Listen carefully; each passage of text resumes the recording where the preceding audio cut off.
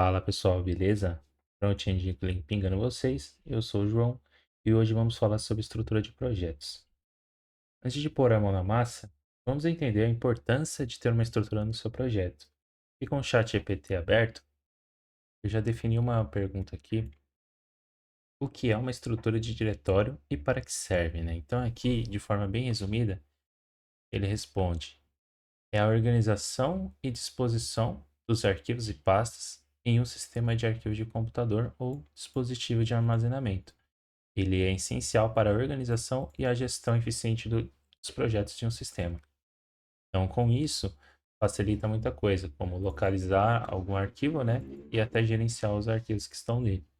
Então, aqui como funções e benefícios, né, algumas funções e benefícios. Aqui ele vai listar para a gente o item 1, que é a organização. Então, tendo uma estrutura de projeto, a gente tem uma organização, então aqui a gente já consegue localizar e fazer uma gestão dos arquivos.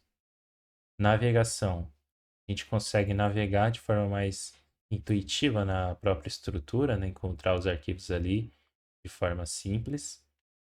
Evita conflitos de nome, né? Então aqui ele permite que você trabalhe com N arquivos com o mesmo nome, né? Então aqui a gente vai ver um exemplo na prática aqui no nosso projeto, mas isso não é uma coisa muito utilizável na prática, né? Aqui eu vou mostrar um item só, que é o item do index, porém, assim, em outros tipos de arquivos aqui a gente dificilmente vai ver, tá? Mas existe essa opção aqui de benefício. Segurança e permissões, né? Então aqui a gente permite controlar algumas pastas específicas ali, né, que a gente pode garantir que outros arquivos não terão acesso, né? Então a gente tem esse benefício. Backup e restauração, gerenciamento de espaço em disco, né? E que facilita, né, a manutenção. Então torna mais fácil a atualização, manutenção e a administração do sistema, né, a gestão. E aqui a gente pode trabalhar com N programadores num projeto só. Dificilmente a gente tem conflito, né? Dependendo da forma que foi estruturado o projeto, a chance de ter um conflito ali de código diminui. Então, esse item 7 aqui é muito importante. O item 8 é a organização de projetos, né? Que é como todos esses itens aqui, juntando todos eles, né? Compatibilidade e portabilidade. Então, aqui a gente, definindo uma estrutura, a gente pode migrar arquivos para diversas pastas, né? Sem ter um conflito ali enorme. E aqui também eu deixei aqui mais uma pergunta para o ChatGPT. Pedi para ele citar três opções de estrutura de projeto e qual é a mais utilizada no mercado, né? Então, aqui ele citou três. A primeira é por tipo. Então, o que que é esse por tipo? O tipo de arquivos. Então, nesse caso, eu tenho um arquivo de componente, aí eu então defino uma pasta chamada componente, e aí aqui eu vou incluindo todos os TS components dele, né? Eu defini uma pasta chamada serviços e vou colocar todos os serviços que eu tiver aqui no meu projeto. E por aí vai, né? Aqui o item 2 é por funcionalidade. Então aqui eu colocaria por funcionalidade ou por pastas, né, por páginas. E aqui, nesse caso aqui já é uma estrutura bem intuitiva. Aqui você define, por exemplo, página de login, página home, e aqui dentro você vai ter os componentes específicos, serviço específico.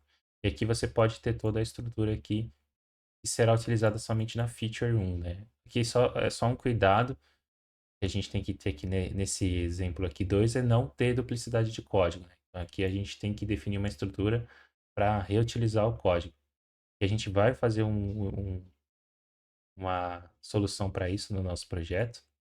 A gente vai ver mais para frente. E por último aqui é por módulos. Aqui ele segue a mesma base aqui do funcionalidade, só que por módulo, né? E a mais utilizada no mercado é a estrutura de fato, né, por funcionalidade, e ela tende a ser mais popular e recomendada pela maioria das equipes que desenvolvem Angular. Facilita a organização, tornando mais claro, né, onde encontrar os arquivos e as funcionalidades. Além disso, favorece modularidade e escalabilidade do projeto, que isso aqui é importante. A gente define uma estrutura já pensando no futuro. Isso aqui é muito legal. E aqui no projeto, para facilitar a nossa vida, Já de ser criada uma estrutura, eu vou explicar aqui com detalhes o que cada item vai fazer, né? Só lembrando que eu fiz algumas alterações aqui agora, para a gente dar uma limpada no código do vídeo passado, né? No vídeo passado eu criei um componente aqui de exemplo para a gente mostrar na prática ali como é que cria um componente e utiliza um componente standalone, né? Então, se vocês não virem, vou deixar aqui na descrição para vocês darem uma acompanhada no vídeo anterior. E aqui eu simplesmente removi ele componente, né? E deletei a nossa pasta aqui por completo. É que eu criei um index aqui e eu vou mostrar mais para frente o que que eu fiz. Então aqui de cara, a nossa estrutura de projeto vai definir com duas pastas. A pasta core e a pasta pages. Pages vai ser aquela nossa pasta features, né? Que é definida aqui no exemplo 2, né? Então aqui features.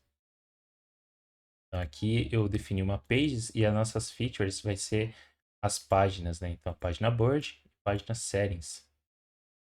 E o nosso core vai ter todos os arquivos que serão compartilhados entre o projeto como um todo, né? Então aqui eu já defini uma pasta chamada components, aqui já tem um index.ts e eu vou explicar por que que existe esse index mais para frente.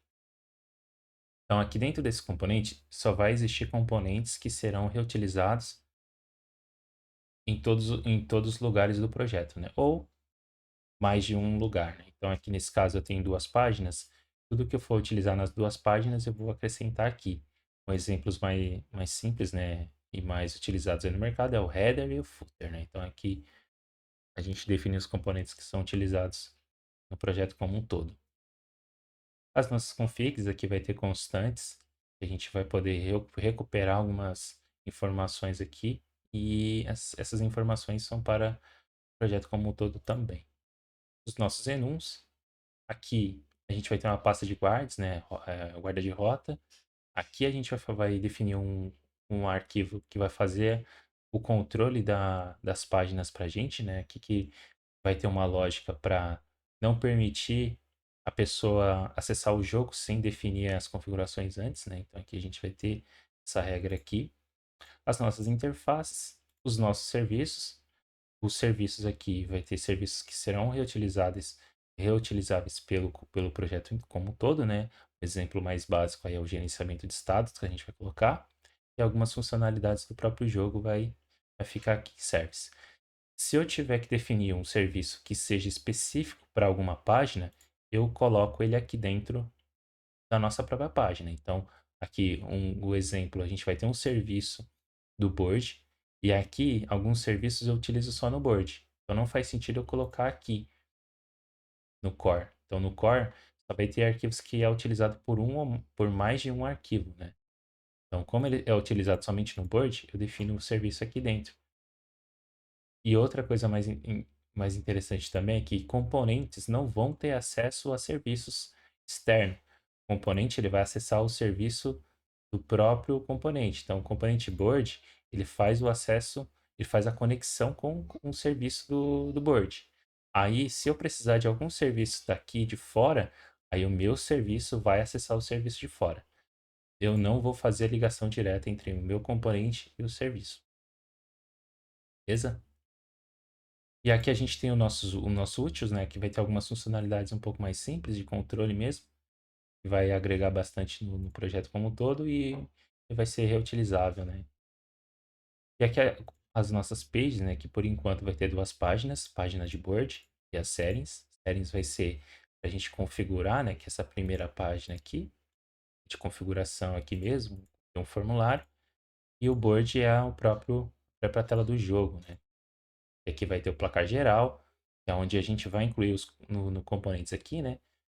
Esse componente de placar geral e o componente de finalização. Vai ter dois componentes aqui dentro do board que só serão utilizados no board. Então, essa é a organização do nosso código. E voltando aqui para o nosso index aqui, esse index ele vai fazer relação com o PFMap, que a gente vai ver no próximo vídeo. Ele vai servir para a gente poder economizar um pouco de código. E eu vou explicar mais para frente aqui o que que ele pode agregar no nosso projeto aqui. É um excelente recurso e eu indico para todos e não utilizam, né? Passam a utilizar esse recurso porque ele é uma mão na roda, né? De fato. Mas eu vou explicar com detalhes aqui no próximo vídeo. E é isso, pessoal. Se gostaram do conteúdo, deixe seu like, se inscreva no canal e espero vocês no próximo vídeo. Fui!